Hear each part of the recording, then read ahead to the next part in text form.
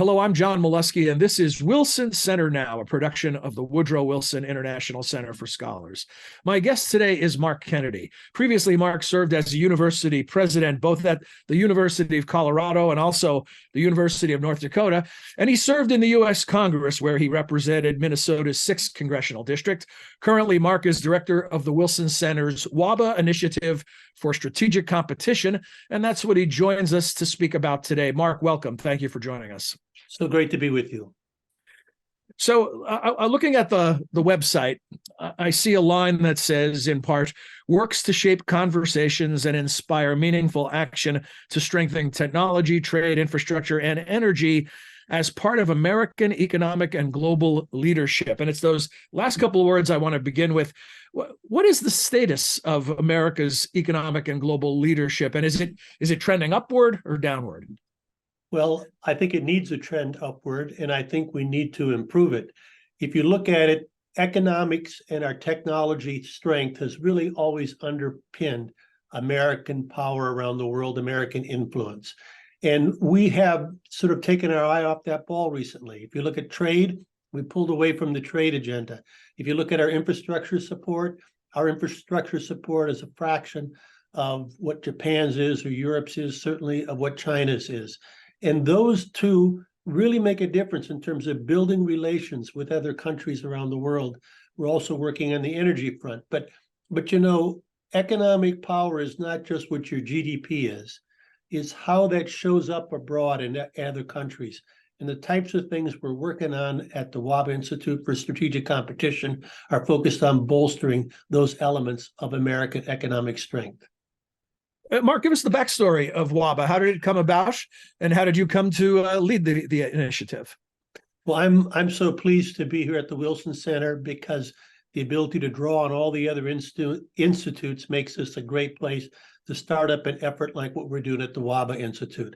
For me, this strategic competition that we're in, where we have rival powers trying to shape the norms of global governance, is the most important issue. So when I found a like-minded supporter with SADC WABA that is also very convicted towards those same objectives, we came together with everybody else here at the Wilson Center, Ambassador Mark Green and others, to institute this new institute. And this is a cross-cutting institute that draws on the strength and supports the other programs. So nearly everything we do is in tandem with one of the other institutes or programs here at the Wilson Center. You talked about the changing or potentially changing global world order. Could you set the scene for us, the circumstances under which the U.S. and its allies are operating in today's world? How are things changing? What are some of the warning signs of things trending in an opposite or bad direction? And what are the things that we can do to maybe change the course? Well, you know, first of all, we are, for arguably the first time since our Revolutionary War, facing peer competitor. Economically, diplomatically, as we've seen recently in the Middle East, militarily, certainly within the 1,000 miles of the Chinese border. So it's a different game. And the only way that we can have the overmatch sort of strength, whether it be diplomatically or otherwise, is in tandem with our allies. So never before have we needed to work more closely with our allies. We've seen in the Ukraine how that global order is being challenged, but it's being challenged in any number of other ways. You just take the question of, where did COVID come from? I'm not going to speculate where it came from, but the fact that some countries aren't willing to engage in that and provide whatever information they can, and we would, of course, be willing to and anxious to. Those are the types of, how is the world going to run? How are we going to address shared problems like pandemics? How are we going to honor the ongoing commitments we've always had to borders? But in order for the traditional America-founded, American-led global governance system to continue to operate, we need to have the economic strength, and we need to have the alliance with our allies and others around the world. I think trade is a very difficult issue for Americans politically, but it's vital for us to be engaged in the trade around the world. Similarly with infrastructure, we don't understand how important it is for us to be engaged with helping people develop their infrastructure that'll improve their lives. And for us, both of the entities that we have providing that aid, whether it be the Development Finance Corporation or Ex-Im Bank, provide net return to shareholders. So why can't we be stronger in those? And energy is clearly something that's always been vital. So those are the things that we're working on that we need to strengthen, and we're pleased to be at this effort. So we have the rise of China, we have the acute circumstance of Russia's invasion of Ukraine, and we have the hangover from the global pandemic. And I wonder how much you view the global pandemic as, did it exacerbate a circumstance that was already in place? Was it a wake-up call? I mean, most Americans didn't think about things like supply chains prior to the pandemic, but when they saw empty shelves in their department stores or their grocery stores, suddenly they had a new level of awareness. And that's one of the focuses of your program, is strengthening global supply chains. How do you view the pandemic in this equation? Did it start something, or did it expose something? It certainly exposed something. We never really thought about where things came from and what could happen if we didn't have access to those during a time of crisis. So there's no doubt that we found out that we need to be focusing more on supply chains, on resilience, not just lowest costs. We need to understand where they're coming from, but it also woke us up to the attention of, do we want to be over-reliant on any one supplier? Whether or not you have a concern with a particular country being over-dependent on those, any one country is a concern. That's where, when you look at what we've done with chips, it really isn't somebody that we are in bad terms with, Taiwan, that we're overly dependent on, but we need to have, at least for our security elements of our demand, our own production here. But if we take everything in, the cost is going to go through the roof, and we're also going to be breaking down relationships that we really need. So getting that right balance between resiliency and engaging the world and supply chains is another thing that we're focused on. I want to take a look, Mark, if we could, at sort of two sides of the same coin, and that is breaking it down to, what are the U.S. strengths and advantages when it comes to global competition and leadership? And then what are our weaknesses? Where do we have to shore things up? Well, our strengths has always been our innovation. We have a more innovative culture than anyone else, and we've always had the technical edge. So if we lose that technical edge, that's really what underpins our security and our economic strength. We also have alliances, is a huge strength to us.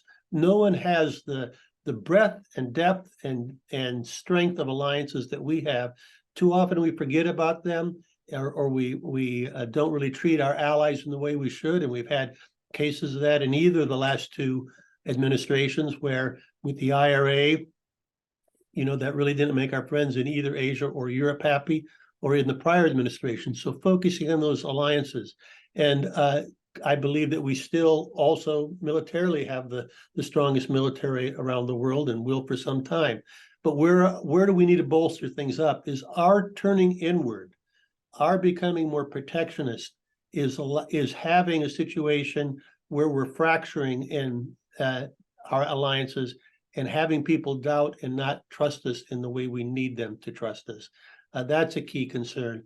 And when we're not showing up in terms of supporting the infrastructure of nations around the world that are desperately in need of it, and that it helps put them on a path towards more opportunities, and frankly, improves our commercial relationship with each other, therefore helping to lower our trade deficit and many other things, that's a weakness. We are the strongest in terms of traditional energy, but getting on that transition towards the new energy and making sure that we're not behind the eight ball on that, and the supply chains that requires, whether critical minerals or otherwise, those are areas of weaknesses that we need to shine a light on and figure out how we can bolster them. The level of hyperpartisanship that we've endured in this country over the last several political cycles, how much of that has harmed our ability to be competitive, since we have two warring parties that have difficult times getting on the same page? Well, it's a grave concern. I mean, if you were to think about American strength, America is strong when America is together and unified. and this fracturing of our political relationships across the country is hard for us to move forward. I mean, part of what I fear is that there's also about the only thing we agree on is that we have to be tough vis-a-vis China. But if they're out competing each other, trying to just be tough for tough's sakes, as opposed to thinking about how do we strengthen our own house, that also isn't helpful. So trying to have an understanding that we are one. The only thing written on our state seal is E pluribus unum, out of many one. That's the only fuel that fuels the American democracy, and we desperately need to find our way back to that. If people visit the website of the program, we call it WISC internally, WISC, the acronym for the WABA Institute for Strategic Competition. One of the things you'll find is a video with Sadek Waba, whom Mark mentioned earlier, who chairs the WISC steering committee and is part of the Wilson Center Global Advisory Council. And in there, he outlines an agenda for the program. And one of the things he talks about, which you just mentioned in your previous answer, is about the energy transition that the United States and the world is going through. And it's an interesting use of language, navigating a shock-free energy transition. Explain to us what that means, shock-free, and what the goal is and what the hope is in terms of the ideas that can be generated by your program. Well, the trick is that if you take the accelerator off of the traditional energies any quicker than you put the accelerator on the new energy sources, you're going to find a shortage. And when you find a shortage, that has a disruption to the economy, and we desperately go back and look for the old and maybe stutter step and not moving forward on the new. So trying to get that balance, recognizing that we can't just willy-nilly move in one direction without trying to figure out how do we keep an energy supply driving the economy throughout the transition to a new energy sources. Now, that's not to say we're for the energy transition. It's just saying we need to do this in a responsible, thoughtful, deliberate manner. So, Mark, you mentioned early on the need for cooperation having never been greater. Talk a bit more about the status of U.S. alliances. And what I'm really thinking about is, do you see any opportunities? As you mentioned, we already have strong relations with our allies across the globe, in the hemisphere and beyond. But do you see any opportunities for even greater cooperation than currently exists? Well, I do. I mean, I think you're seeing a tightening of relationships in both the Europe spheres and in the Asian spheres. But I think where the real opportunity for America is what they call the global South. Those nations in Latin America, Africa, Southeast Asia, the Middle East, where they're not big economies from a GDP perspective, although they do have the vast majority of the people that live on this planet. We haven't engaged them. Sometimes it's because they're perhaps more authoritarian and more corruption than we're used to. But one way or another, we can't just walk away. We need to figure out a way to engage them. And that's where I think opportunities to engage, whether it be when we can through trade, and certainly we can do a lot more with trade than we're doing with Africa and with Latin America. And we need to build our diversity around Southeast Asia, and with infrastructure support and show up. I think we can start to build relations, and it's in those engagements that we can also move and hopefully nudge their governance in a way where there is more focus on their own citizens and improving the lives of their people. And that has to be a focus. We can't just retreat to just the countries we're used to dealing with. We need to understand that there's a big world out there, and we need to engage the global South besides bolstering our relationship with our traditional allies. What is the thinking as it relates to traditionally U.S. foreign policy, U.S. economic policy has had a moral, ethical, human rights element to it? While China has been accused of being amoral in their approach to economics, how do we compete with someone who is willing to do business just about anywhere in the globe while still supporting and encouraging and promoting the kinds of values that the U.S. has traditionally promoted? Well, we can never walk away from our values, but the real test has to be is, are we only going to deal with people that are meeting our standards that we've gravitated towards over a couple of centuries and are as perfect as we want everybody to be? Or are we going to be willing to engage where we're nudging them in a more positive direction, even if they're not yet at the state that we would like them to be at? Are we looking for progress or perfection? And if we're looking for perfection, we're basically going to have a very hard time engaging much of that global south. And that's going to leave it wide open for China or others that are more comfortable with an authoritarian type of approach, and we'll be on the outside looking in. I think we need to figure out a path where we can look for progress and look for moving them more in a direction where they're embracing more participation in their government, more focus not just on the elite clique that's controlling the country, but also on the citizens and their everyday needs. Now, I know your program is relatively new, so the research and the recommendations are still to come as you move forward. But even in these early stages, sort of if you could triage this for us, right? If you were recommending where we need to assign the most resources initially, whether it's infrastructure, whether it's energy research, whether it's investment in technology, can you sort of tell us where you see the greatest need and what strategically would be the best way to move forward? Well, I think that the greatest need is in the three areas we're focused on, but let me just describe that in a little more detail. When you create restrictions on trade, as we have done with advanced semiconductor equipments, that splits the market so that people are going to have to ultimately be sourcing out of our technology and those of our allies, or whether they're going to be coming from an alternative. Now, China's alternative, they're going to have an alternative if we're not letting them buy from us. May not be as good as ours from the beginning, but with their industrial heft, with their connections throughout the global south, we risk them taking such a big share of the marketplace that we can't keep our technical leadership. If we're abandoning the push for trade, they're going to have the world open to them. It'll be their oyster.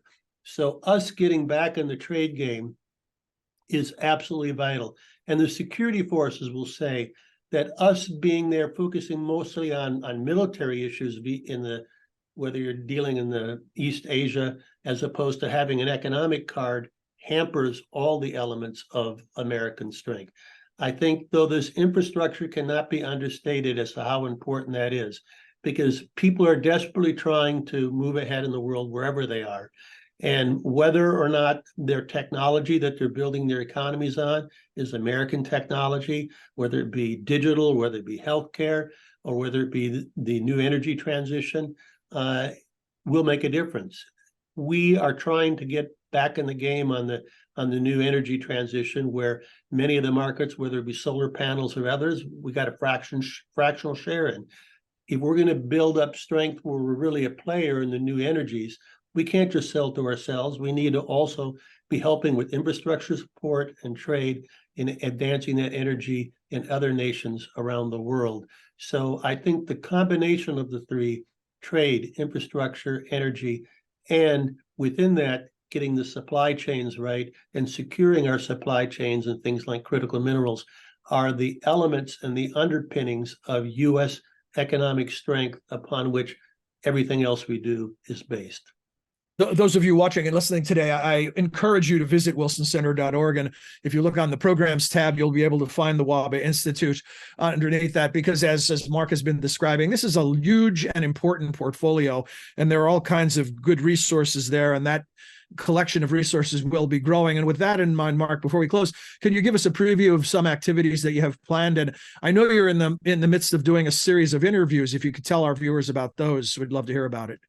Well, I'm doing a series of interviews that'll be coming out with those that are engaged in each of these elements. The first couple are from the leader from the Global Infrastructure Hub. That is a G20 organization that is helping to make infrastructure a more of a strong asset class. We also have the head of USTDA, but we'll be having other leaders giving you their insights. We're near term, we're having a couple of events. I'm partnering with our STIP program, a technology and innovation program, dealing with Open RAN, which is a new technology in telecommunications we need to make sure that we have safe and secure telecommunications. And this is a technology upon which U.S. and our allies have strength. And beyond that, I'm working on an infrastructure working group to come up with proposals as to how we can strengthen our hand with infrastructure around the world, and any number of other programs. So I think when it comes to how we make America's economic strength more underpinned by good trade, technology, infrastructure, and energy, look to WISC to give you some insights. Well, Mark, thank you. It's as I mentioned, the work couldn't be more important or more critical, and it's great to have you leading the way. Mark Kennedy is the man. WABA Institute for Strategic Competition is the program. Thanks for joining us today, Mark. Thank you so much. And we hope you enjoyed this edition of Wilson Center Now, and that you'll join us again soon. And until then, for all of us at the center, I'm John Milewski. Thanks for your time and interest.